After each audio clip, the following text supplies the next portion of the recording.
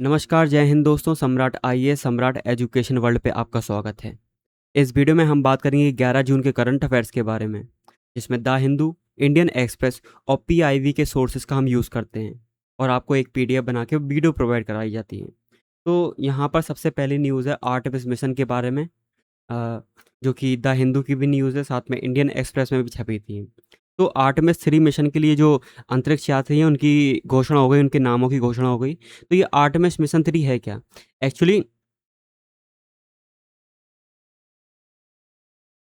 जो अमेरिका है उसने ये अकॉर्ड बनाया था, आर्टेमिस अकॉर्ड, कि स्पेस के अंदर चंद्रमा के मतलब जो चंद्रमा है वहाँ पर लैंडिंग के लिए आर्टेमिस मिशन काम करता। तो इसमें 2 मिशन पहले ही हो चुके।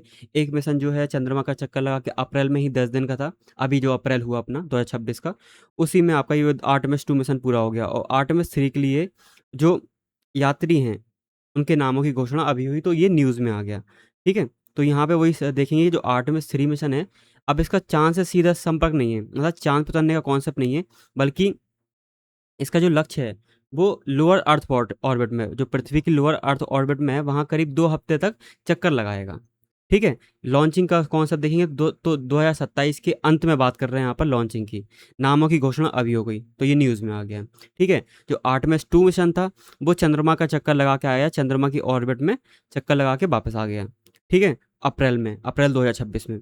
और अभी जो 2027 की बात करी जा रही है वो आर्टेमिस 3 की बात करी जा रही, जो कि अर्थ की लोअर अर्थ ऑर्बिट में रहेगा। अब इसका मेन काम रहेगा टेस्ट। डॉकिंग टेस्ट का मतलब ये होता है कि अर्थ कह रहा मैं, ऑर्बिट में मूव कर रही 2 बॉडी को किस तरीके से कनेक्ट किया जाएगा, उसे डॉकिंग टेस्ट कहते हैं। ठीक है, जो भी अंतरिक्ष यात्री हैं वो ओरियन कैप्सूल से जाएंगे, मतलब जो स्पेस क्राफ्ट होता है उसका सबसे ऊपर वाले भाग में यात्री बैठे होंगे, तो उसका नाम ओरियन दे दिया यहाँ पे ना, ओरियन कैप्सूल। ठीक है, राइट। तो अंतरिक्ष यात्री यहाँ जाएंगे, देन इसके पहले भी वहाँ पहले से मौजूद जो प्राइवेट कंपनी के मून लैंडर्स होंगे, अब यहाँ से गए वो, देन वहाँ पे जो मून लैंडर्स होंगे तो वहाँ पे जोड़ने का सिस्टम बनाया जाएगा। मून लैंडर्स, देन यहाँ से जो रॉकेट गया तो यहाँ से जो भी कैप्सूल निकला उसको जो जोड़ा जाएगा उसे ही हम डॉकिंग टेस्ट कहते हैं। ठीक है, इंडिया ने भी ये परीक्षण कर लिया है, इंडिया सक्सेसफुल हो गया था इस टेस्ट में। और यहाँ पर जो आर्टेमिस 3 मिशन है वो मेनली डॉकिंग टेस्ट के ऊपर बेस्ड है। ठीक है, अब यहाँ पे 4 यात्री को चुना गया। अगेन आपसे कोई नाम नहीं पूछेगा, वन डे एग्जाम में ज़रूर पूछ लें तो आप नाम ध्यान रखेंगे, रैंडी ब्रेसनिक। ठीक है, कमांडर हैं ये, 58 वर्षीय। ठीक है, फिर उसके बाद लूका परमिता, ये इटली के हैं, बाकी 3 अमेरिका के हैं, और यहाँ पे केवल लूका जो हैं वो इटली के हैं, right. Andre Douglas, then Frank Rubio. तो इस तरीके से 4 यात्रियों को चुना गया, साथ में एक जो है उसको बैकअप के लिए रखा गया, जो बॉब हाइंस को बैकअप क्रू के लिए रखा गया यहाँ पर। ठीक है, जो कि ज़रूरत पड़ने पर किसी की जगह लेंगे। मान लो इन चारों में से कोई प्रॉब्लम हो जाए, इन चारों को में से किसी एक को प्रॉब्लम हो जाए, ठीक है, तो उसमें उसके लिए बैकअप प्लान के लिए एक रखा गया यहाँ पर बॉब हाइंस को। तो अगेन नाम कोई नहीं पूछेगा, बस आर्टेमिस मिशन के बारे में हमें पता होना चाहिए। अब इसमें काम करने वाली जो टेक्निक है वो नासा रिसर्च तो कर ही रही, ठीक है, साथ में जो प्राइवेट कंपनी की भूमिका यहाँ ज़्यादा, जैसे कि एलन मस्क की स्पेस एक्स, और जो जेफ बेजोस हैं उनकी ब्लू ओरिजिन, राइट। तो यहाँ पे वही बताया हुआ है कि चंद्रमा पे अगर सेफली लैंडिंग करनी है तो उसका जिम्मा एलन मस्क की कंपनी स्पेसएक्स और ब्लू ओरिजिन को दे दिया, क्योंकि ये प्राइवेट सेक्टर है, ऑलरेडी स्पेस सेक्टर में इन्होंने महारत हासिल करी हुई है ना। नासा ऑलरेडी बहुत बड़ी स्पेस कंपनी है, मतलब सरकारी कंपनी है अमेरिका की, लेकिन एलन मस्क और जेफ बेजोस की जो ब्लू ओरिजिन है उसने भी काफ़ी ज़्यादा महारत हासिल कर ली इन चीज़ों में। ठीक है, तो इनको भी साथ लिया जा रहा, राइट। फिर बताया हुआ है किस तरीके से काम करेंगे कि अंतरिक्ष यात्री सबसे पहले ब्लू ओरिजिन के जो लैंडर के साथ अपने यान को जोड़ेंगे। अंतरिक्ष यात्री सबसे पहले ब्लू ओरिजिन के जो लैंडर के साथ अपने यान को जोड़ेंगे, करीब 2 दिन के अंदर जाकर सिस्टम का परीक्षण करेंगे, राइट। तो यहाँ पे बताया हुआ है, मतलब डॉकिंग सिस्टम को ध्यान रखेंगे। ये नहीं भी ध्यान है अपन को तो ज़रूरत नहीं है अपन को कि 2 दिन में जोड़ेंगे, ये करेंगे वो करेंगे, नहीं। बस पता होना चाहिए कौन कौन इन्वॉल्व है और ये किसके लिए, मेनली किसके लिए यूज़ हो रहा। तो डॉकिंग टेस्ट के लिए यूज़ हो रहा, जो कि कहाँ होगा, लोअर अर्थ ऑर्बिट में होगा हमारी। ठीक है, देन उसके बाद वहाँ से अलग होकर स्पेस एक्स का जो स्टारशिप है लैंडर के साथ डॉकिंग टेस्ट करेगा। आगे नहीं ध्यान रखना अपन को, ठीक है। ये चीज़ें ध्यान नहीं रखनी, बस पता मेन चीज़ें ध्यान रखनी। इसके बाद लाइफ सपोर्ट संचार, एक यान दूसरे यान में शिफ्ट होने की प्रक्रिया बारीकी जांच की जाएगी। मतलब जब डॉकिंग टेस्ट हो गया तो उसके बाद एक कैप्सूल से दूसरी जगह पर किस तरीके से शिफ्ट हो रहा है, वहाँ पर जो कम्युनिकेशन बैठ रहा है ना, कई सारी चीज़ों को टेस्ट किया जाएगा, राइट। और जो आर्टेमिस 4 मिशन है वो मून से रिलेटेड है। चंद्रमा के जो दक्षिणी ध्रुव है ना, वहाँ पे लैंडिंग की बात करिए, 2028 के लिए है ये। 2027 में आर्टेमिस 3, देन 2028 में चांद के जो साउथ पोल है वहाँ पर उतरने की बात करिए, किसको, इंसानों को। तो वहाँ पे रिसर्च करेंगे वगैरह वगैरह, जो भी हो वो आगे की बात है। लेकिन आर्टेमिस 3 अभी मिशन वो न्यूज़ में था। आर्टेमिस मिशन क्या है ये मैंने पूरा बता दिया आपको, कि ह्यूमन को चंद्रमा पर लैंड कराने के लिए जो भी स्टेप्स लिए जा रहे हैं वो आर्टेमिस के अंतर्गत हैं, राइट। तो मनुष्य को चंद्रमा पर वापस भेजना, क्योंकि 50 साल हो गए, ऑब्वियस बात है। जो अपोलो मिशन भेजा था अमेरिका ने चांद पर, है ना, नील आर्मस्ट्रॉन्ग वाला कॉन्सेप्ट।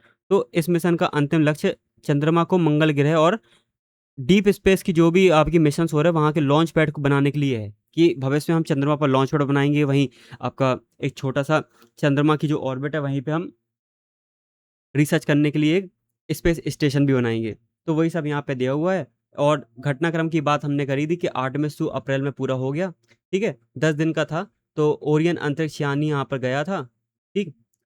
चंद्रमा की कक्षा से लेके वापस आ गए। देन 10 दिन के अंदर वो प्रशांत महासागर में आके सुरक्षित लौट लगे, ठीक है। तो इस तरीके से 50 साल बाद जो चंद्रमा का जो चक्कर लगाने वाला पहला मानव मिशन था ये, ठीक है। अब लैंडिंग की बात करेंगे तो वो आर्टेमिस 4 में होगा। आर्टेमिस 3 बता दिए, यहाँ पर नामों की घोषणा कर दी गई और 2027 में बताया हुआ है। ये आप पॉज करके पढ़ सकते। मेनली जो आर्टेमिस 3 है वो डॉकिंग सिस्टम के लिए है ना, डॉकिंग सिस्टम। और जो रेदेंजव्यू का परीक्षण, रेदेंजव्यू का परीक्षण ये कह सकते हैं कि एक ही समय पे मिलना, है ना। ये मतलब इस वर्ड को ध्यान रखेंगे, ये वर्ड यहाँ पे बहुत बेहतरीन आया, कि जो कहीं ना कहीं स्पेस टेक्नोलॉजी में यूज़ करा जाता है, स्पेस के अंदर जो टर्मिनोलॉजी यूज़ होती वहाँ यूज़ होता है ये, ठीक है। स्पेस की टर्मिनोलॉजी है कि जब दो चीज़ें, कोई दो ऑब्जेक्ट एक साथ पास में आती हैं, मिलने का समय को रेदेंज्यू कहते हैं। तो उसका परीक्षण करना, डॉकिंग सिस्टम का परीक्षण करना, तो वो यहाँ पे आर्टेमिस 3 में था। बता दिए, जो नई चीज़ मिली यहाँ पे वो ये मिली। इस वर्ड को ध्यान रखेंगे, ठीक है। देन आगे लैंडिंग की बात करिए, आर्टेमिस 4 में 2028 में प्रस्तावित है ये। और दक्षिणी ध्रुव पे, साउथ पोल पे, इंडिया ने भी साउथ पोल पे कदम रखा। लेकिन हम एग्जैक्टली साउथ पोल पे नहीं गए। और हमारा तो लैंडर गया था, ठीक है, विक्रम लैंडर, प्रज्ञान रोवर, वो इंडिया के थे, है ना, चंद्रयान 3 मिशन से। अब यहाँ पे इंसानों को उतारने की बात करी जा रही है, कि मनुष्य जब उतरेगा तो वहाँ पे जो भी रिसर्च करेगा वो ज़्यादा ऑथेंटिक होगी, राइट। फिर उसके बाद आर्टेमिस 3 मिशन का जो क्या दे दिया यहाँ पर, ये कोई ज़रूरत है नहीं कि आर्टेमिस 3 में क्रू की घोषणा कर दी गई। 4 हैं, एक बता दिया, एक यूरोपियन स्पेस एजेंसी से लूका हैं, वो जो इटली से हैं, ठीक है। और बाकी 3 जो हैं वो नासा से हैं। कौन इसके बीच में कौन कौन है, वो हैं SpaceX, then Blue Origin, Jeff Bezos की ब्लू ओरिजिन। तो ये दो प्राइवेट सेक्टर भी इसमें इन्वॉल्व है, नासा इन्वॉल्व है, देन यूरोपियन स्पेस एजेंसी। चुनौती की बात करेंगे तो अभी जो ब्लू ओरिजिन का जो एक स्पेस क्राफ्ट जा रहा था तो ब्लास्ट हो गया था, ठीक है। देखोगे यहाँ पे तो अभी अभी की न्यूज़ है रिसेंट की। तो न्यू ग्लेन नाम था उसका। रॉकेट लॉन्च पैड जो था विस्फोट हो गया। यह रॉकेट चंद्रमा के लैंडर को ले जाने के लिए महत्वपूर्ण था। भविष्य में समय सीमा पर दबाव बढ़ेगा कि डिले ना हो जाए ये प्रोजेक्ट, क्योंकि इस तरीके से घटनाएं डिले करवा देती प्रोजेक्ट को, राइट। फिर चरण बता दी मैंने कि जो आर्टेमिस मिशन था वो 2022 में पूर्ण हो गया था, ठीक है। देन वो यहाँ पर जो स्पेस लॉन्च सिस्टम, रॉकेट और ओरियन अंतरिक्ष यान की क्षमताओं का परीक्षण कर लिया था। देन आर्टेमिस 2 चंद्रमा का चक्कर लगा लिए, है ना, लूनर फ्लाईवे का कॉन्सेप्ट। देन आर्टेमिस 3 प्रस्तावित है 2027 का अंत में जाएगा, डॉकिंग सिस्टम को परीक्षण करने के लिए लोअर अर्थ ऑर्बिट में। और आर्टेमिस 4 डायरेक्ट चंद्रमा के दक्षिणी ध्रुव पर लैंडिंग के लिए, ठीक है। Got it. यहाँ पे क्या दिया, एक चीज होती है यहाँ पे, चंद्रमा के दक्षिणी ध्रुव पर पहली महिला और पहले अश्वेत व्यक्ति सहित मनुष्य की ऐतिहासिक लैंडिंग और लूनर गेटवे के निर्माण की शुरुआत होगी। तो वही यहाँ पे देखा कि जो ब्लैक पीपल्स होते हैं ना, तो वो भी जाएंगे। देन पहली महिला चंद्रमा पर उतरेंगी, बताया हुआ है यहाँ पर, ठीक है। फिर यहाँ पे कुछ टेक्नोलॉजी के टर्म्स देती है यहाँ पर, कि SLS जो जिस स्पेस क्राफ्ट से जा रहा है, नासा ने बनाया उसको, तो वो बहुत शक्तिशाली रॉकेट है, ठीक है। उसी के बारे में बताया कि बहुत भारी भारी पेलोड को ले जा सकता अंतरिक्ष में, ठीक है। जितने भी डीप स्पेस मिशन होते हैं ना वहाँ पे ले जा सकता। सबसे अधिकतर सबसे भारी रॉकेट यही है उनका, SLS, स्पेस लॉन्च सिस्टम वाला, ठीक है। फिर ओरियन स्पेस क्राफ्ट, इसको इस तरीके से डिज़ाइन करा कि इंसान भी जा सकते, और जो कैप्सूल होता है ना उसका, तो जहाँ पे इंसान बैठते तो वहाँ पे सारी सुविधा मिलती है इंसान की, ठीक है? और साथ में जो जब स्पेसक्राफ्ट चलता है तो बहुत हीट बनती, तो उसके लिए हीट शील्ड भी लगाई हुई है, ठीक है? वहाँ पे एक हीट शील्ड भी लगाई हुई है ताकि वो हीट से बच सकें, ठीक है? इसी तरीके का मिशन जब देखोगे आप, तो हमारे इंडिया में गगनयान का जो बनाया, जो LVM-3 का जो मॉडिफाई वर्जन को बनाया हुआ है, वो भी कुछ इसी तरीके का ही है। एक कैप्सूल होगा और उसकी डिज़ाइन इस तरीके की बना दी कि एक हीट शील्ड की तरह काम करेगा वो, है ना? तो और उस कैप्सूल के अंदर जीवन यापन करने की सारी सुविधाएँ होंगी, खाना-पीना वगैरह जो भी कुछ, ठीक है? देन लूनर गेटवे यहाँ पे एक वर्ड दिया हुआ है कि भविष्य में हम अगर हम चंद्रमा पर उतरेंगे, तो एक गेटवे मिल जाएगा, वहीं पे हम स्पेस छोटा-सा स्पेस स्टेशन बना देंगे। साथ में जो भी रिसर्च होगी वो हम चंद्रमा से ही कंडक्ट करेंगे। तो इस तरीके का एक लूनर गेटवे नाम का भी वर्ड न्यूज़ में। देन ह्यूमन लैंडिंग सिस्टम, ये वही सब है जो देखोगे यहाँ पर कि अंतरिक्ष यात्री को चंद्रमा की कक्षा से उसकी सतह पर ले जाना लैंडर। देन नासा ने इसके लिए निजी कंपनी एलन मस्क और ब्लू ओरिजिन को चुना, ठीक है? उससे मतलब कॉन्टैक्ट बनाया, देन कॉन्टैक्ट कर लिया, राइट? और यही यहाँ पर समझौता क्या है, भारत की भूमिका, क्योंकि अमेरिका द्वारा बनाया हुआ है, तो भारत ने भी इसमें 2023 में साइन करे थे। जो देखोगे ना यहाँ पर 2023 में जो इसरो है हमारा, जून 2023 में आर्टेमिस जो अकॉर्ड हुआ था, समझौता हुआ था, उस पे भी साइन करे थे हमारे इसरो ने, ठीक है? वो इसलिए करे थे क्योंकि जो आर्टेमिस अकॉर्ड है वो जो आउटर स्पेस ट्रीटी है ना, जो 1967 में हुई थी।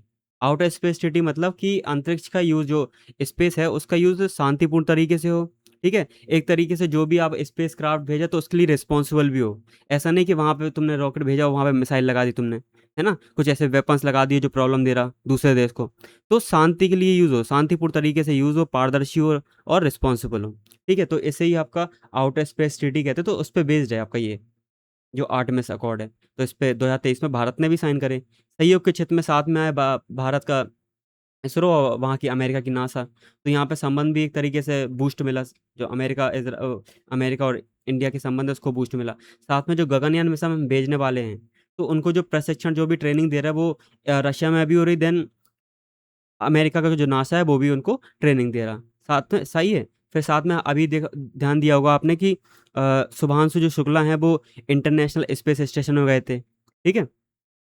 स्पेस एक्स का ही वो क्राफ्ट लेके गया था, और साथ में अमेरिका के साथ एक निसार नाम की सैटेलाइट भी हमने बनाई। NASA ISRO synthetic aperture radar, मतलब सिंथेटिक अपर्चर रडार का मतलब ये होता कि हम किसी भी मौसम में, चाहे जितने भी बादल छाए हुए हों, हम बिल्कुल अच्छी तरह देख सकते हैं ज़मीन को, अर्थ को अच्छी तरह उसको लोग देख सकते हैं कि कौन क्या कर रहा है। तो इस तरीके से ये सिंथेटिक अपर्चर रडार हर मौसम में काम करती।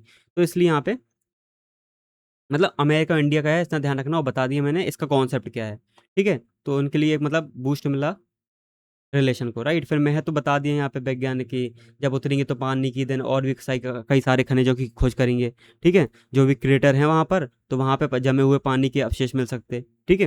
देन तकनीक की बात करेंगे यहाँ पर कि जो भी हम रोबोटिक्स हो गया, मानव मिशन हो गए, ठीक है? डीप स्पेस, और जो भी हम भविष्य में मिशन भेजने वाले हैं तो उसको मून से ही स्टार्ट करके भेजें। तो ये सब चीज़ें देखी जाएँगी, मतलब एक तरीके से बूस्ट ही मिलेगा टेक्नोलॉजी को, ठीक है? और फिर उसके बाद आर्थिक इकोनॉमिक देखो, स्पेस इकोनॉमी का विस्तार होगा, और जो भी प्राइवेट सेक्टर आ रहा, उसको पार्टिसिपेशन मिलेगा, देन उसके बाद उसका भी मतलब वेटेज बढ़ेगा।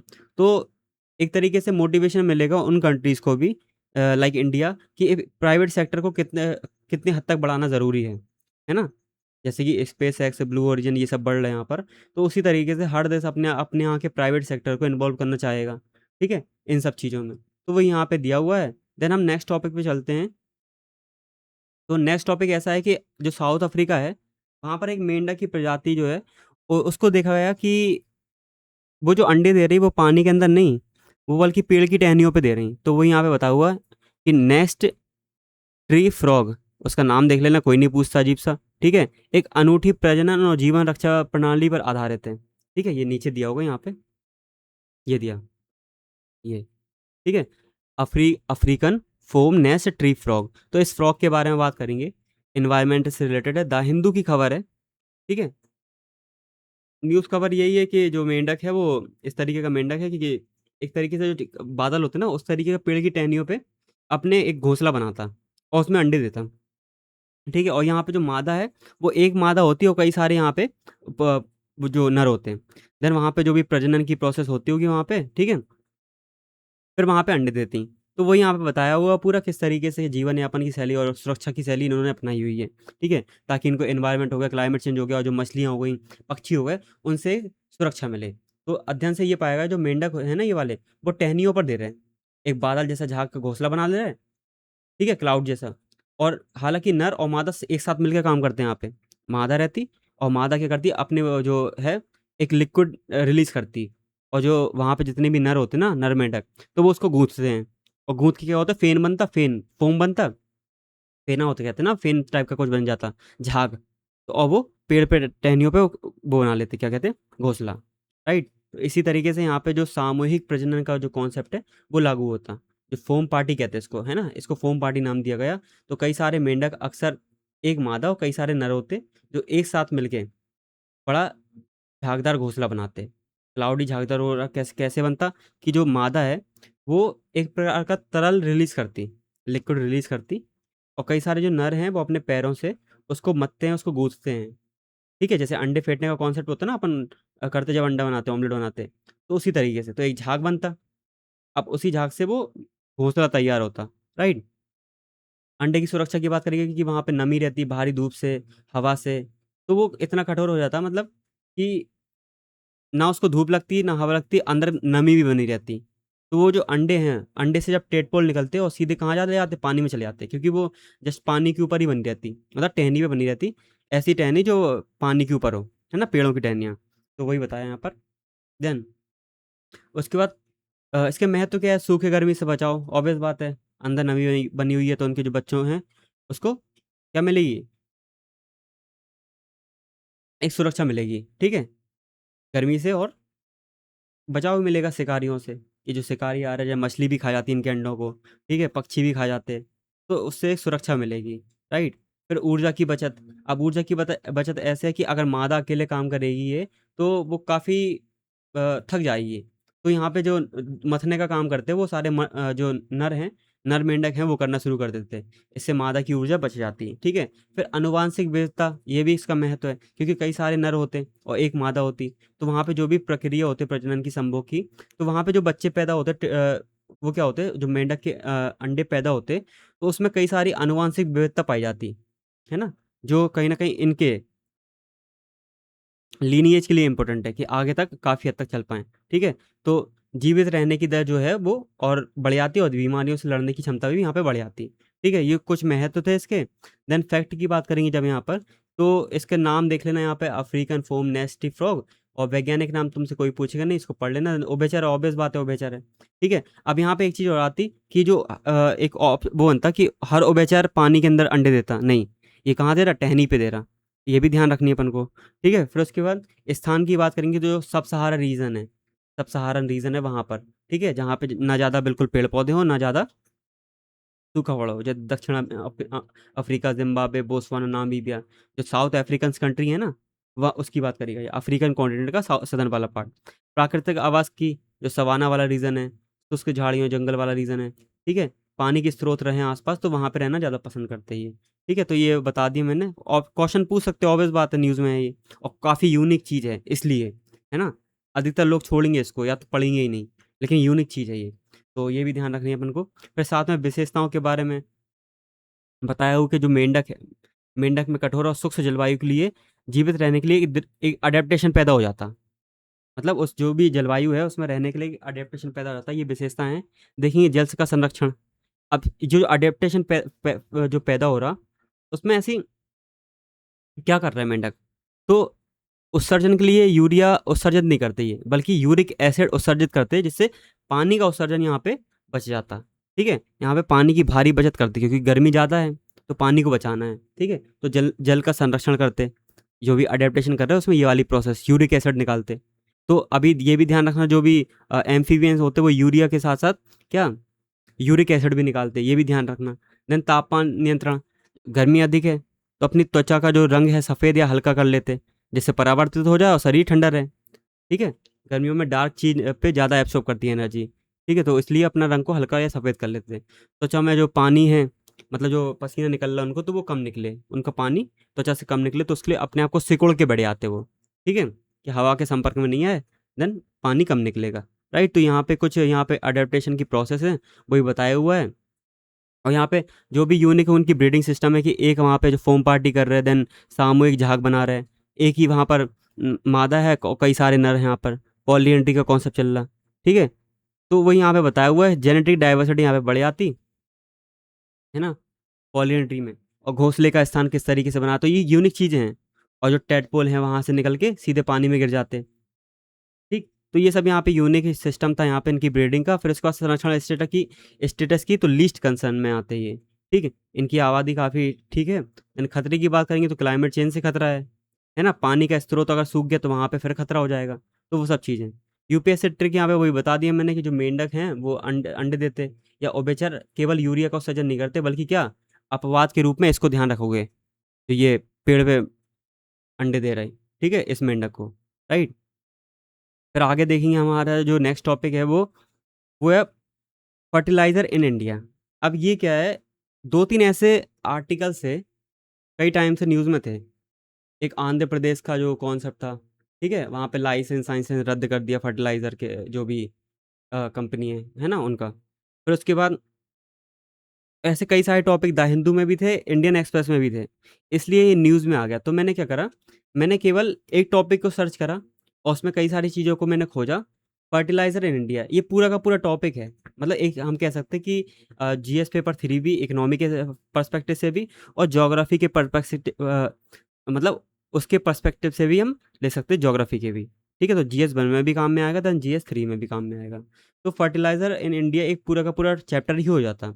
अब मेन क्या है, फर्टिलाइज़र इंडिया में हम जानते हैं कि नाइट्रोजन, फॉस्फोरस, पोटास के बारे में जानते हैं, एनपीके के बारे में ही जानते हैं। ठीक है, तो बुनियादी बातें हैं उनकी बात कर ले रहे हैं, जो बेसिक स्टार्टिंग होती है चैप्टर की। क्योंकि पौधे को उगने के लिए, पौधे के विकास के लिए कुछ पोषक तत्वों की ज़रूरत होती। अब मिट्टी में वो है या नहीं, तो उसकी जाँच होती। ठीक है, अब मान लो मिट्टी में नाइट्रोजन नहीं है तो यूरिया का यूज़ कर लिया। ठीक है, इसी तरीके से कई सारे रसायन आते, केमिकल्स आते, जो हम एज अ फर्टिलाइज़र यूज़ करते। ठीक है, उसमें बेसिक होती है आपकी नाइट्रोजन, फास्फोरस, पोटास, और भी कई चीज़ें होती, और भी कई एलिमेंट होते हैं, जैसे कैल्शियम हो गया, सल्फर हो गया, है ना, ये हो गया, सल्फर हो गया, मैग्नीशियम हो गया, कैल्शियम हो गया, और कई सारे माइक्रो न्यूट्रिएंट्स भी होते हैं, बोरोन, कॉपर, जिंक, आयरन, ये सब। ठीक है, लेकिन अधिकतर जब बात करोगे तो इंडिया की जो सॉइल है, 8 प्रकार की सॉइल हैं। ठीक है, जो Indian council of agriculture research है ना, आईसीएआर, तो एग्रीकल्चर रिसर्च वाला, तो इसने 8 प्रकार की मिट्टियों के बारे में बताया। जो सॉइल हैं, जब सॉइल ऑफ इंडिया पढ़ोगे तो वो 8 प्रकार की सॉइल्स के बारे में बताते हैं। तो वो बताते हैं कि भारत की अधिकतर मिट्टी में नाइट्रोजन और फॉस्फोरस की और ह्यूमस की कमी है। तो ह्यूमस को तो साइड कर दो, अभी अभी हम केवल फर्टिलाइजर के बारे में जान रहे हैं। ठीक है, तो वो यहाँ पे बताया हुआ है, इसको पॉज करोगे तो देख लेना, यहाँ पे नाइट्रोजन, फॉस्फोरस, पोटास मेनली ये, और बाकी यहाँ पे सेकेंडरी और माइक्रोन्यूट्रेंट के बारे में बताया हुआ है। ठीक है, देन उसके बाद भारत में परिसर दस्त देखोगे तो यहाँ पे इंडिया जो है, इंडिया दूसरा सबसे बड़ा उपभोक्ता कंट्री है और तीसरा सबसे बड़ा उत्पादक भी है। तो हम उपभोक्ता यानी कंज्यूमर ही इतने बड़े हैं कि जितना भी हम उगाते हैं वो खुद ही यूज़ कर लेते हैं, और हमें आयात भी करना पड़ता है। जैसे यूरिया है, तो यूरिया का 80% हम उगा लेते हैं, लेकिन जो 20% पार्ट है वो हमें आयात करना पड़ता। डीएपी का कॉन्सेप्ट हम जब 50 से 60% को हम आयात करना पड़ता। और म्यूरेट ऑफ पोटास, जो पोटेशियम रखा हुआ है जिसके अंदर, म्यूरेट ऑफ पोटास को 100% इम्पोर्ट करते हैं हम। ठीक है, ये नहीं बनाते, वो इम्पोर्ट ही करते हैं हम। तो इसको ध्यान रखना अपना, है ना, प्रीलिम्स पर डायरेक्ट फैक्ट पूछ सकते हैं ये, और ये काफ़ी कॉमन चीज़ है, तो याद रख पता होना चाहिए। सब्सिडी का कॉन्सेप्ट है यहाँ पर कि जो यूरिया है, यूरिया पे पूरा का पूरा सरकार का नियंत्रण है। यूरिया पे पूरा का पूरा सरकार का नियंत्रण है। ठीक है, और जो बाकी न्यूट्रिएंट्स हैं, जैसे फास्फोरस, पोटेशियम, और भी यहाँ पे दिए कैल्शियम, मैग्नीशियम, ठीक है, और माइक्रो न्यूट्रिएंट्स, तो उसमें मार्केट बेस्ड है, जो प्राइस डिसाइड होता है वो मार्केट बेस्ड है। बस यूरिया किसके अंडर में है, वो पूरा पूरा सरकार तय करती है उसका। ठीक है, और बाकी न्यूट्रिएंट्स मार्केट के अंदर में प्राइस तय करने के लिए। और एक होता न्यूट्रिएंट्स बेस्ड सब्सिडी, तो यूरिया को हटा दो तो बाकी जितने भी न्यूट्रिएंट्स हैं उस पे, जैसे पोटेशियम हो गया और फास्फोरस हो गया, इन पे क्या चलती, न्यूट्रिशन बेस्ड सब्सिडी। और यूरिया बिल्कुल अलग हटा दो, उसके लिए यूरिया पॉलिसी चलती। ठीक है, तो वो यहाँ पे दिया हुआ है। बाकी पोषक तत्व को करते, मिट्टी के आधार पर चेक करते कि इस मिट्टी में किस प्रकार के पोषक तत्व हैं, उसके आधार पर सब्सिडी देते। ठीक है, तो वही यहाँ पे दिया हुआ है कि एमआरपी में सरकार कंपनियाँ चुकाती हैं। अरे ये बहुत देखो सब्सिडी की गणना किस तरीके से करते हैं। मतलब ऐसा समझो कि 1500 की कोई बोरी है, ठीक है? तो 1500 की बोरी है तो सरकार ये कहेगी कि मतलब जो बोरी बेचने वाला है या बनाने वाला, वो ये कहेगी किसान को तुम क्या करो, 500 में बेचो। अब वो कहेगा कि 1000 रुपये कहाँ से आएंगे, तो सरकार कहेगी हम दे देंगे तुम्हें। तो सरकार क्या करती, जो भी अंतर आता वो क्या करती, उनकी बैंक में अकाउंट में ट्रांसफर कर देती कंपनियों के। तो इससे किसान को फायदा में हो गया, सस्ते में बोरी मिल गई, ठीक है? और यूरिया की बात कर रहा हूँ मैं यहाँ पर, ठीक है? और जो 1000 रुपये थे सब्सिडी के तौर पे किसको मिल गए, वो कंपनी बनाने वाले को, तो उसका भी न्यूट्रल हो गया, उसको भी कोई नुकसान नहीं हुआ। तो इस तरीके से यहाँ पे सब्सिडी की गणना करी जाती है, ठीक है? Got it. फिर यहाँ पे बताया कि पोषक तत्व के आधार पर यहाँ पर निश्चित सब्सिडी दी जाती है, ये न्यूट्रिशन बेस्ड सब्सिडी है। परिणाम यूरिया का बहुत सस्ता हो गया तो उसका यूज़ ज़्यादा हो गया, और ये महंगे हैं तो इसका यूज़ कम करते। तो जो एनपीके का रेशियो है वो 4:2:1 होना चाहिए, लेकिन क्या हो गया, वो अनुपात बिगड़ गया, पंजाब में तो और बिगड़ गया। तो वो यहाँ पे चुनौतियाँ भी बता दी यहाँ पर कि उर्वरक क्षेत्र में चुनौतियाँ क्या है। डुअल प्राइसिंग पॉलिसी, ठीक है? तो इसके कारण क्या समस्या पैदा हो गई। डुअल प्राइसिंग पॉलिसी का मतलब ये है कि एक तरफ सरकार नियंत्रण कर रही यूरिया को, और एक तरफ मार्केट बेस्ड भी है, जो बाकी न्यूट्रिएंट्स है ना, जैसे फॉस्फोरस, पोटेशियम, पोटाश, तो उस पे मार्केट का कंट्रोल है। तो वो यहाँ पे बताया कि कई सारी आर्थिक और पर्यावरणीय समस्याएं पैदा हो गई। तो जैसे कि एनपीके का जो संतुलन है, रेशियो है, वो इस तरीके का होना चाहिए भारतीय मिट्टी के लिए, ये आइडियल है, यही आदर्श है। लेकिन जब यूरिया सस्ता हुआ तो यूरिया का परसेंटेज यहाँ पे बढ़ गया, यूरिया का रेशियो बढ़ा दिया उन्होंने, और जो भी फॉस्फोरस, पोटाश हैं, उनका यूज़ नहीं करा। पंजाब में तो और बुरा हाल है, पंजाब हरियाणा में तो ये रेशो तो और बुरा हो गया था, यूरिया का यहाँ पे ज़्यादा यूज़ हुआ। तो वहाँ पे कई सारी प्रॉब्लम भी आ रही।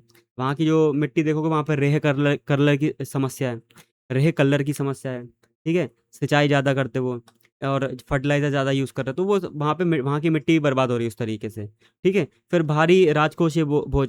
अब तुम 1500 की बोरी 500 की बेचोगे, 1000 अपनी जेब से दोगे, सरकार की बात कर रहा मैं, 1000 अपनी जेब से दोगे, तो वहाँ पे क्या होगा, सरकार के लिए राजकोषीय घाटा का बोझ बढ़ जाएगा, ठीक है? तो फिस्कल डेफिसिट बढ़ता जाएगा यहाँ पर, वही यहाँ पे बताया हुआ है। पर्यावरण की गिरावट। अब यूरिया पे तुम इतनी सब्सिडी दे रहे हैं, सरकार की बात कर रहे हैं, यूरिया पे सब्सिडी दे रहे हैं, तो इंसान यूरिया का ज़्यादा यूज़ करेगा, और किसी भी केमिकल का एक बार इंटेंस यूज़ करोगे ज़्यादा से ज़्यादा, तो वो क्या होता है, वो सॉइल प्रॉब्लम देने लगती, ठीक है? मतलब हमें क्रॉप रोटेशन तो करना ही है, साथ साथ जो जो केमिकल्स होते हैं, फर्टिलाइजर होते हैं, उनका भी एक रोटेशन के तौर पे यूज़ करना है। ऐसा नहीं कि केवल केवल यूरिया ही भरते जा रहा है ज़मीन के अंदर, तो वहाँ पे मिट्टी के स्वास्थ्य के लिए बेकार है वो चीज़, है ना? यूरिया में अत्यधिक अगर उपयोग करें तो मिट्टी का कार्बन जल जाता, सूक्ष्म जीव नष्ट हो जाते हैं, ठीक है? यूट्रोफिकेशन की समस्या आ जाती है, मतलब जो पानी जा रहा, बह के जा रहा, ठीक है? नाले में बहते हुए जा रहा, तो जब झीलों में पहुँचेगा, तालाबों में पहुँचेगा, नदियों में पहुँचेगा, तो वहाँ पर यूट्रोफिकेशन की समस्या कर देगा। एक एल्गल ब्लूम नाम का कॉन्सेप्ट होता है, जो काई जम जाती है ना पानी के ऊपर तालाबों में, उससे सनलाइट अंदर नहीं पहुंच पाती, तो वहाँ जो अंदर के पेड़ हैं वो फोटोसिंथेसिस नहीं कर पाते। फोटोसिंथेसिस नहीं करेंगे तो ऑक्सीजन नहीं मिलेगी, जब ऑक्सीजन नहीं मिलेगी तो वहाँ की मछलियों को ऑक्सीजन नहीं मिलेगी, तो वहाँ पे मरने लगेंगे वहाँ के जो जीव हैं। तो ये यूट्रोफिकेशन की जो समस्या है, इससे एल्गल ब्लूम होता। एल्गल ब्लूम से जो एक्वेटिक इकोसिस्टम है झील का या तालाब का, तो वो प्रॉब्लम होने लगती। इसका सिंपल से मतलब समझो, जो ऊपर काई जम जाती ना वो हरी हरी तालाबों में, वो एल्गल ब्लूम का कॉन्सेप्ट है। वो क्यों हो रहा, वो ठीक है, वो नेचुरल फिनोमिना है, वो होता ही है।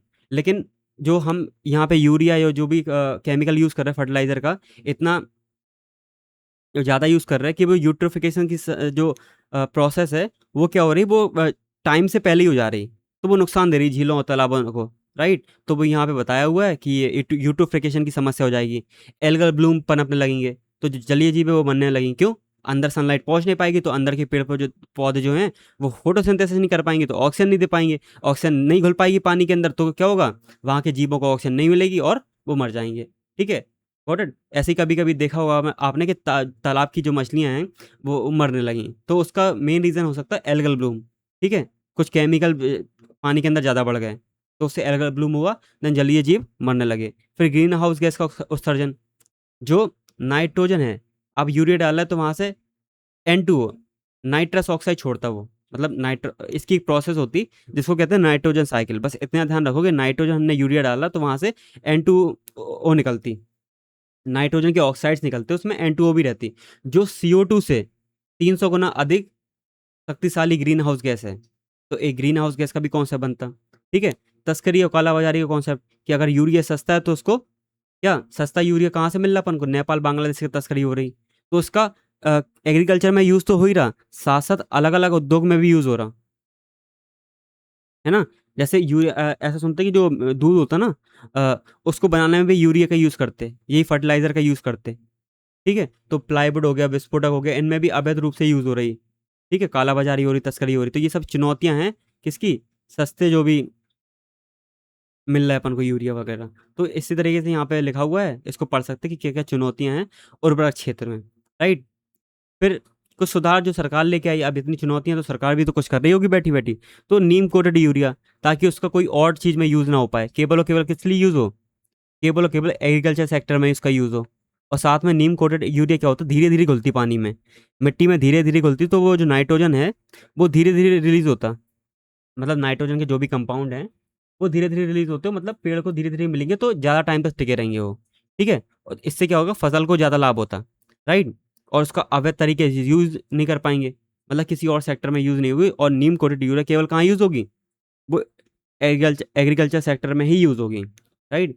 फिर देन बात आती है nano urea, nano DAP. Nano urea क्या होती है, एक छोटी सी बोतल होती है 500 ml की, 500 ml की बोतल होती है, जो एक बोरी यूरिया, यूरिया की जो बोरी होती 50 किलो की, जो 50 किलो की बोरी होती, तो उस 50 किलो के बराबर हमने एक छोटी सी लिक्विड यूरिया बना दी, जिसको नाम दिया नैनो यूरिया। उसका थोड़ा सा हम पानी में घोल के अगर छिड़काव करें, तो वो क्या करती, उस बोरी के जितनी छोटी बोतल है 500 ml की, वो 50 किलो की बोरी के बराबर काम करती।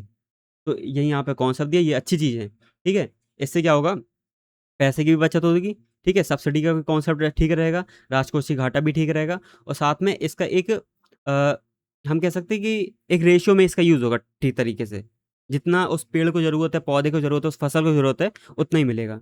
तो वही यहाँ पे बताया हुआ कि 80% यहाँ तक यहाँ पर अवशोषण क्षमता बढ़ जाती, और आयात बिल भी कम आएगा इससे, है ना, क्योंकि हम इंडिया के अंदर ही बना रहे हैं। किसने बनाया ये, इफ्को ने।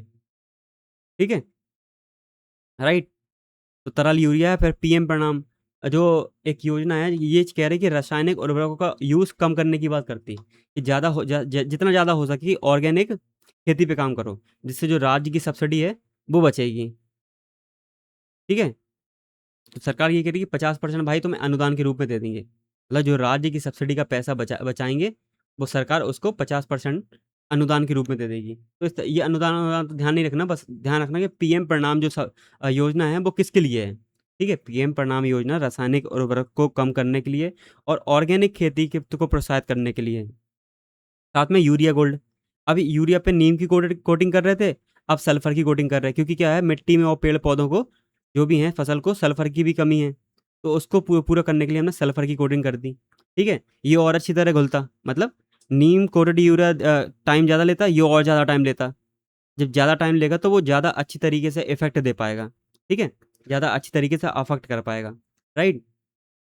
फिर उसके बाद एक राष्ट्र एक उर्वरक, अब यहाँ पे जितने भी उर्वरक हैं, जितनी फर्टिलाइजर हैं, वो भारत ब्रांड के तहत ही बेचे जाते हैं, जैसे भारत यूरिया, भारत डीएपी। तो जो भी कंपनियां हैं वो ब्रांडिंग की होड़ नहीं बचा पाएंगी कि हमारा ब्रांड ये है, हमारा ब्रांड ये है ना, इस तरीके की। देन उसके बाद डायरेक्ट बेनिफिट ट्रांसफ़र। अब डायरेक्ट बेनिफिट ट्रांसफ़र का मतलब ये होता, जैसे मैं किसान हूँ और मैं गया कहाँ पर, दुकान पे वो लेने गया फर्टिलाइज़र। ठीक है, तो वहाँ पे एक पीओएस मशीन होती, पॉइंट ऑन सेल, क्या नाम होता है इसका भाई, point on sale. Point on sale का मतलब एक मशीन होती, तो जब इस पे हम अपनी पहचान देंगे, आधार कार्ड, पैन कार्ड, तो इससे पता चल जाएगा कि इस किसान ने ली। ठीक है, तो इस किसान ने जब ली तो उसकी पूरी पहचान वहचान मिल गई उसको। देन उसके बाद जो भी सब्सिडी दी, मतलब सस्ती दे दी उसने, किसने, दुकानदार ने किसान को। और फिर इतना ही डेटा, यही कि हमारे पास 5 आज किसान है, तो उनका ये डेटा दिखाएगा सरकार को, वहाँ से उसकी सब्सिडी उसके डायरेक्ट बैंक में आ जाएगी। तो सब्सिडी जो है डायरेक्ट कंपनी के पास आ जाएगी उसकी। मान लो 10 किसान आपकी दुकान पे आए, उन्होंने पीओएस मशीन पे आपका क्लिक करा, उनकी जानकारी आ गई, उनका डेटा आ गया। ठीक है, आधार कार्ड से लिंक रहता है ये, तो पता चल जाएगा कि 10 लोग आए थे और 10 ने यूरिया खरीदा, तो हज़ार हज़ार की एक एक को सब्सिडी दी, सस्ती दी, 1500 की चीज़ 500 में दी। तो जो हज़ार हज़ार करके 10 लोग आए, यानी कि 10,000 रुपये इस कंपनी के अकाउंट में, इस दुकानदार के अकाउंट में डाल देने। ठीक है, तो इस तरीके की चीज़ें यहाँ पे डायरेक्ट बेनिफिट ट्रांसफर में बताई हुई है, पीओएस सिस्टम को ध्यान रखेंगे। फिर उर्वरक सब्सिडी के बारे में यहाँ पे बता दिया, वही सब है, क्या लिखा है ये? हाँ, ये बता दिया कि यूरिया जो है, यूरिया पे बताया मैंने कि पूरा का पूरा नियंत्रण किसका रहता, वो केवल और केवल सरकार का रहता है ना। इसका जो जो भी प्राइस है वो कौन तय करता, वो सरकार तय करती, और जो कि बहुत कम है, इसलिए इसका यूरिया का यूज़ बढ़ता जा रहा। ठीक है, और बाकी जितने भी आपके जितने भी फर्टिलाइज़र हैं उस पे कौन तय करता है, वो मार्केट तय करती। ठीक है, तो जो भी अंतर है ये बता दिया वो सब मैंने, कि किसान अंधाधुंध तरीके से यूज़ कर रहे हैं। और न्यूट्रिएंट बेस्ड सब्सिडी, जो एनबीएस है, यूरिया को हटा दो तो बाकी जितने भी हैं, यूरिया को छोड़ के पोटाश और फास्फोरस पे लागू होती है। ठीक है, तो सरकार के अंडर में नहीं है ये। ठीक है, मार्केट बेस्ड है, कंपनियां बाजार के आधार पर एमआरपी तय करती हैं इसको। ठीक है, इसको भी ध्यान रखेंगे। राइट, देन फिर यहाँ पे चुनौतियाँ जो हैं वो बता दिया कि एनपी का जो रेशियो है वो बिगड़ा हुआ है, पंजाब हरियाणा में और बुरी हालत है, आयात पर निर्भरता ज़्यादा हो गई इंडिया की, डीएपी और जो म्यूरेट ऑफ पोटास है, किस तरीके से हम 100% आयात कर रहे हैं। ठीक है, देन वही है यहाँ पर कि रूस यूक्रेन युद्ध हुआ, और भी कई सारी वैश्विक प्रॉब्लम है, तो उससे जो सप्लाई चेन है उसको वो बाधित हुई, तो कीमतें आसमान छूने लगी। ये सब हम क्या कर सकते हैं, लिंक कर सकते हैं इन सब चीज़ों को। ठीक है, सब्सिडी का बोझ बढ़ता जाना, तो फिजिकल डेफिसिट क्या होगा, वो भी बढ़ता जाएगा। फिर आगे की राह सिंपल क्या है यहाँ पे, कि सटीक कृषि हो, मतलब सॉइल हेल्थ कार्ड की, मिट्टी की पहले जांच हो, इसमें किन किन उर्वरकों की ज़रूरत है, इसमें क्या क्या एलिमेंट की कमी है, तो उस हिसाब से फर्टिलाइज़र का यूज़ हो। ठीक है, डायरेक्ट बेनिफिट ट्रांसफ़र, ये भी बढ़िया चीज़ है। अब वो कंपनी को सब्सिडी देने के बजाय किसको देते हैं, किसान को देते हैं।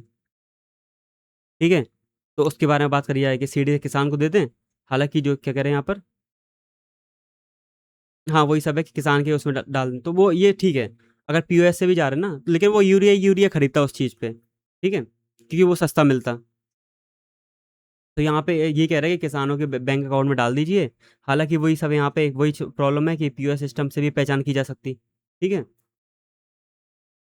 तो बस यही यहाँ पे बताया हुआ है कि ऑर्गेनिक फार्मिंग पे ज़्यादा फोकस करो। तो कुछ देखो, कोई भी टॉपिक हो, जैसे चुनौतियाँ हैं, तो उस पे हमें 5 पॉइंट तो लिखना आने चाहिए।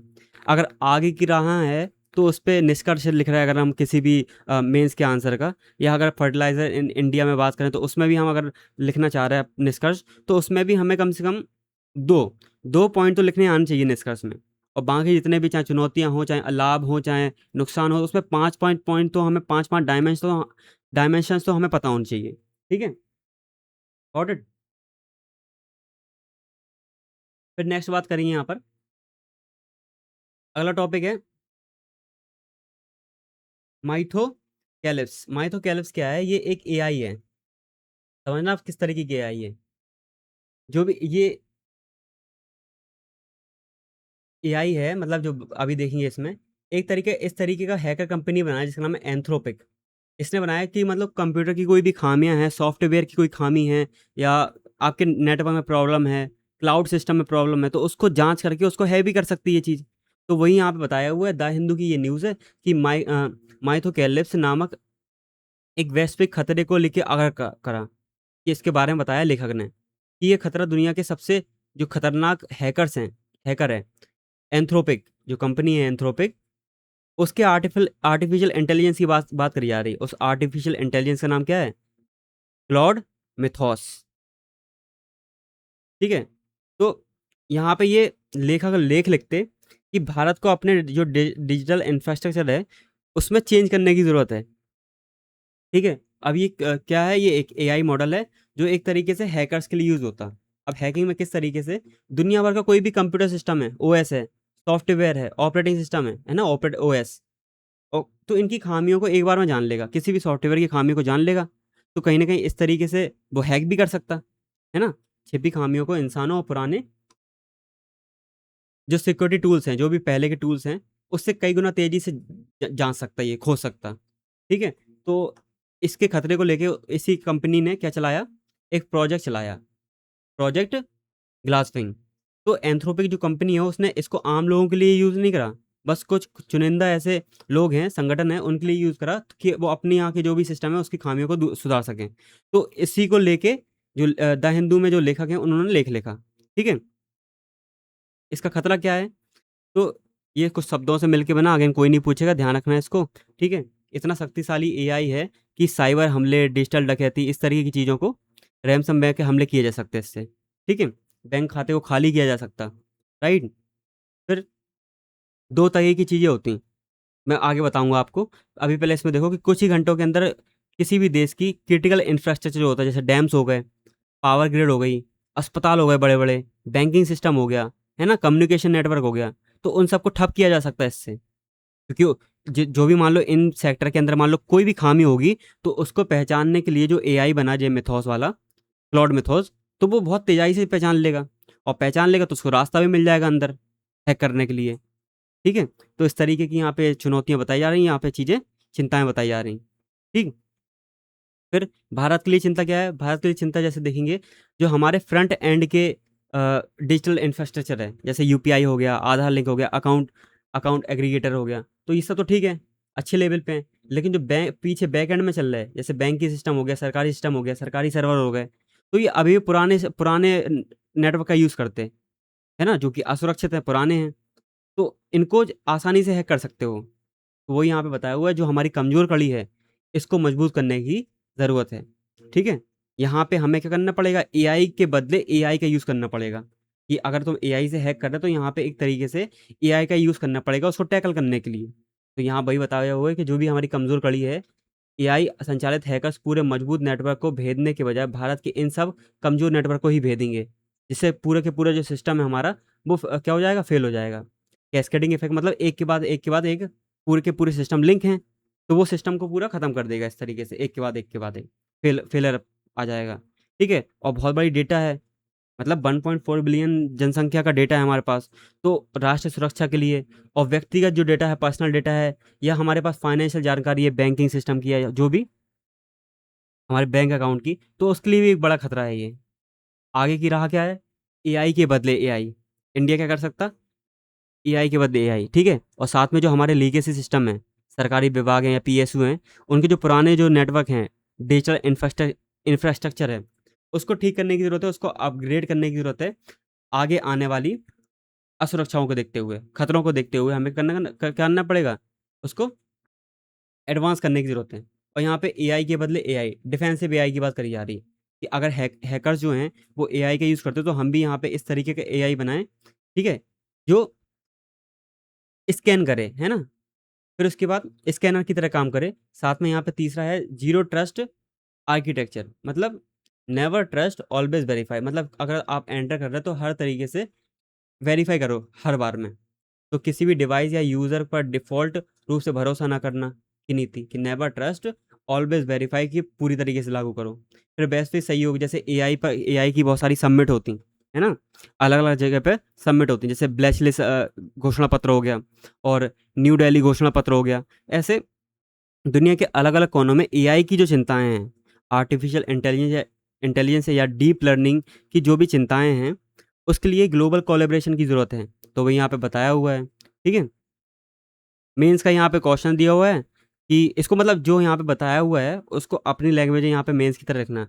मेंस में आंसर राइटिंग क्या होती है? इंट्रोडक्शन, ये जो भी यहाँ पर मुद्दा है उसके बारे में, देन बॉडी, फिर उसके बाद एक कॉन्क्लूजन लिख दो, बहुत बेहतरीन सा। क्वेश्चन है, आर्टिफिशियल इंटेलिजेंस का तेज़ी से विकास साइबर सुरक्षा के लिए एक दोहरी तलवार है।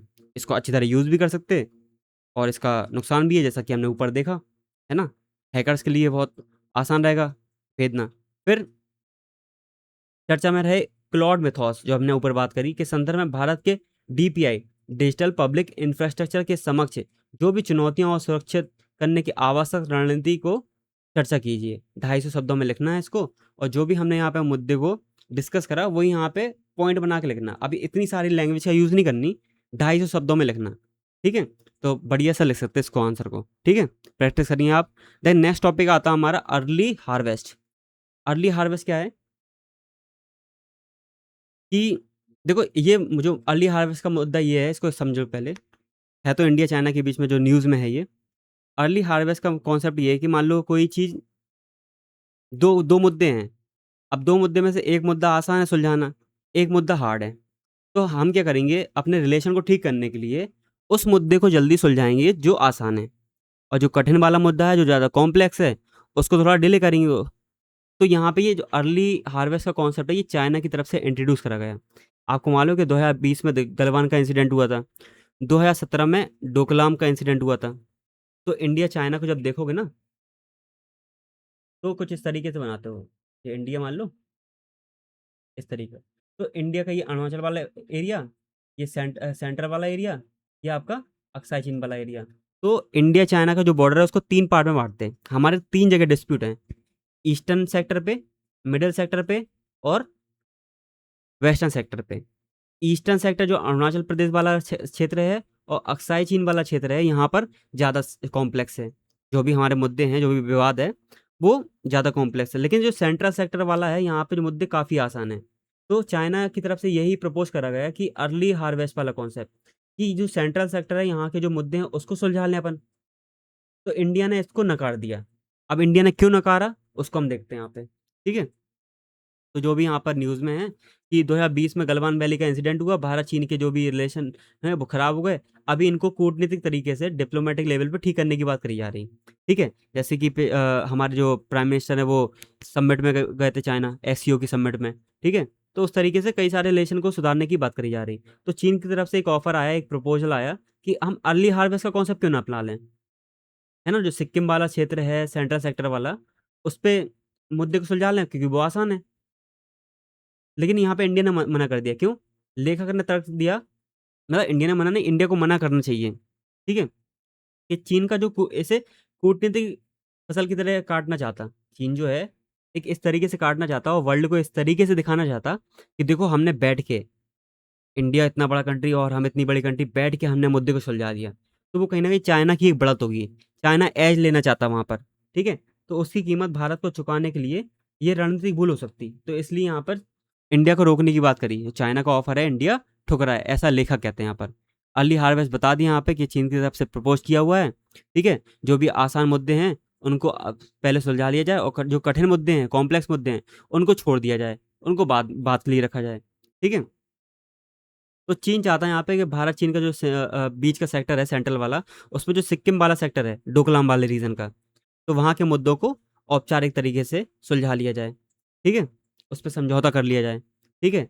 और बाकी जो पूर्वी लद्दाख वाला जो सेक्टर है, अरुणाचल प्रदेश वाला, जो भी कठिन मुद्दे हैं बताया मैंने मैप में आपको, उनको बात के लिए रख दिया जाए, ठीक है? अनिश्चित काल के लिए, भविष्य के लिए टाल दिया जाए। तो इस कॉन्सेप्ट को नाम दिया अर्ली हार्वेस्ट। भारत इसे क्यों स्वीकार नहीं कर सकता? क्योंकि 2005 में भी ऐसा एक समझौता हुआ था। 2005 में समझौता ये हुआ था कि व्यापक पैकेज का समझौता, मतलब जो भी डिस्कशन होगा, जो भी अब समझौता होगा, वो क्या होगा, पूरे के पूरे बॉर्डर को लेके होगा। ऐसा नहीं कि हम टुकड़े टुकड़े में करें, सेक्टर सेक्टर में हम करना नहीं चाहते। अगर तुम्हें बैठना है तो पूरी की पूरी बात होगी, अरुणाचल प्रदेश से लेके अक्साई चीन तक, जो भी तीनों सेक्टर हैं उस पूरे पे बात होगी, ईस्टर्न, सेंट्रल और वेस्टर्न वाला, ठीक है? पूरे मुद्दे पे बात होगी। तो वो यहाँ पे बताया हुआ है। लेकिन अभी चाइना का क्या कहना चाह रहा है कि भाई अर्ली हार्वेस्ट।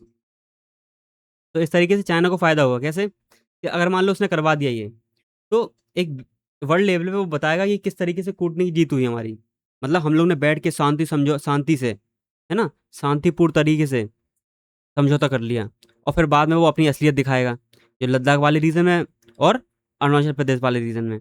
इसलिए भारत को जो है, इसको रोकना पड़ेगा। मतलब रोकना क्या पड़ेगा? इसको नकारना पड़ेगा। नहीं, जो भी मुद्दा होगा पूरा का पूरा तीनों सेक्टर पे होगा, हम टुकड़े में बात नहीं करेंगे, ठीक है? तो सिक्किम का जियोपॉलिटिक मैं तो बता दिया, यहाँ पे 3 कंट्री मिलती, एक भूटान भी है, देन इंडिया और चाइना। तो डोकलाम वाला जो क्षेत्र है, यहाँ पे जो डोकलाम क्लैश हुआ था 2017 के आसपास, और इसी में भारत का सिलीगुड़ी कॉरिडोर है, चिकन नेक कहते हैं।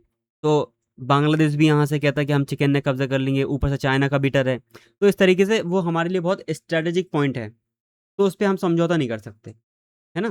फिर बाद में अगर मान लो हमने ये समझौता कर लिया, तो भूटान को भी यहाँ पे समझौता करना पड़ेगा, चीन दबाव डालेगा उस पे, है ना? और भारत की राष्ट्रीय सुरक्षा के लिए भी क्या है, खतरा है, संवेदनशील मुद्दा है ये, जो भारत की सुरक्षा के लिए खतरा है, राइट? तो इस तरीके से मुद्दे यहाँ पे उठे हुए हैं। देन कूटनीतिक दिखावे से बचना। अब ये क्या है? Diplomatic optics must not dictate India's boundaries negotiation. मतलब जो भी हम बैठ के बातचीत कर रहे हैं, इसका मतलब ये नहीं कि हमारे बाउंड्री जो के मुद्दे हम उसको बैठ के सुलझा लें, ठीक है? तो वो यहाँ पे बताया हुआ है, इसका सीधा अर्थ है कि भारत को सिर्फ तस्वीर खिंचवाने और कूटनीतिक बैठकों में सब कुछ ठीक है का दिखावा करने या छोटी मोटी शांति के लालच में कोई जल्दबाजी भरा कदम नहीं लेना। नहीं तो ये हमें ही प्रॉब्लम में जाएगा अगर हम शॉर्टकट लेने की कोशिश करेंगे। ठीक है, बात होगी तो पूरे के पूरे बॉर्डर पे होगी, इंडिया चाइना के तीनों सेक्टर पे होगी। तो वही बताया हुआ है यहाँ पर इंडिया किस तरीके से आगे की राह में काम कर सकता। ठीक है, जैसे पैकेज सेटलमेंट पर जो जो भी 2005 में आपका समझौता हुआ था उस पर बात करना कि हम टुकड़े में करना नहीं चाहते बल्कि पूरा का पूरा समग्र समाधान चाहते हैं। ठीक है, एलएसी पर शांति की शर्त कि कोई भी सीमा वार्ता तभी सार्थक हो सकती है जब चीन वास्तविक एलएसी पर 2020 के पहले की स्थिति में आ जाए। जो 2020 में गलवान क्लैश हुआ था ना, उसकी स्थिति की बात करी जा रही। ठीक है, धैर्य, रणनीतिक धैर्य, यहाँ पे पेशेंस रखना ज़रूरी है। डिप्लोमेटिक लेवल पे पेशेंस रखना यहाँ पर ज़रूरी है भारत के लिए। ठीक है, नहीं तो वो उल्टा ही हम पे ही प्रॉब्लम देगा, इंडिया को ही प्रॉब्लम देगा बाद में। राइट, तो भारत को अल्पकालिक कूटनीति के फायदे की बजाय दीर्घकालिक सुरक्षा और रणनीतिक हितों की रक्षा पर ध्यान केंद्रित करना चाहिए। तो इस तरीके की बात करेंगे कि यहाँ पे पेशेंस रखना चाहिए, ये आगे की राह है कि हम इंडिया को क्या स्टेप्स लेना चाहिए वगैरह वगैरह। ठीक है, ये कहाँ है? Got it.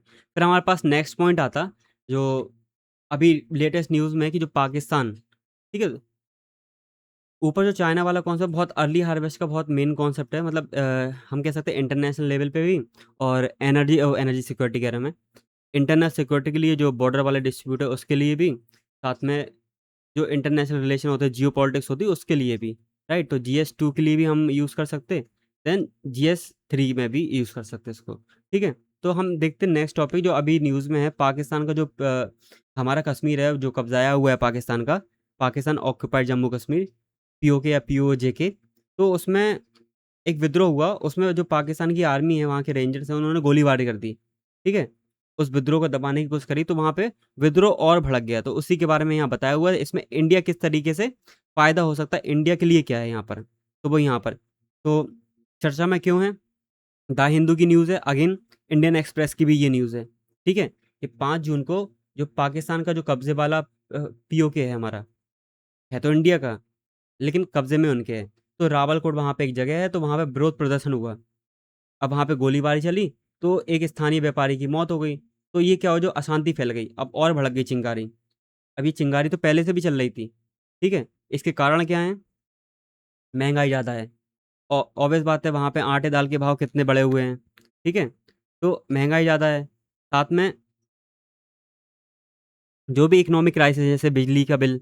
अब तुम जो भी बिजली बन रही वो कहाँ दे रहे, बड़े बड़े शहरों में दे रहे हैं, पंजाब के जो लाहौर, इस्लामाबाद, तो वहाँ उस एरिया में दे रहे हैं आप, है ना। और यहाँ पे जो POK वाला रीज़न है, वहाँ पे तुम बिजली इन सब चीज़ों में कटौती कर रहे हैं, भारी टैक्स लगा रहे हैं। तो उसी को देख के असंतोष हुआ लोगों के अंदर, उन्होंने विरोध करा। ये विरोध पहले से भी चला हुआ आ रहा था। अब ये चिंगारी क्या हो गई, आग बन गई, ज्वाला बन गई।